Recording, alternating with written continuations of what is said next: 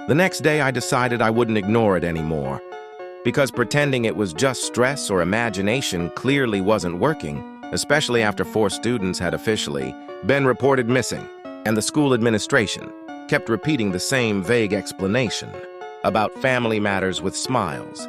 That didn't quite reach their eyes. During lunch break, instead of going to the cafeteria, I went straight to the archive room near the back staircase, the one hardly anyone ever used, because if there was any proof that this night session existed, it had to be hidden somewhere the school didn't expect students to look.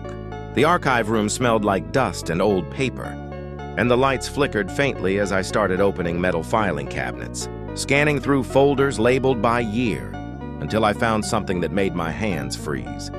A drawer labeled with a year from over 10 years ago, the year I was born. I told myself it was a coincidence, but I opened it anyway, slowly sliding out a thick folder with the school's logo stamped on the front.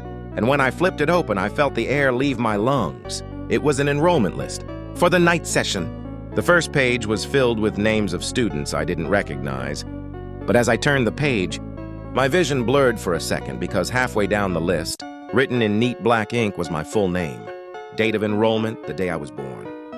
I stared at it, trying to process what that meant, because I had only transferred to this school weeks ago, and yet according to this document, I had been enrolled here for my entire life. Behind my name was a column labeled Status, and beside it was a blank space. Not checked, not crossed out. Just waiting. My fingers trembled as I flipped to the last page of the folder, and there, attached with a rusted paperclip, was a photograph. It showed a classroom at night, dimly lit by a single overhead light, and sitting at the desks were students facing forward, perfectly still, their faces pale and expressionless as if they were asleep with their eyes open. At the front of the room stood the same stiff teacher I had seen in the hallway, and on the board behind him were written 3 words: "Attendance must continue."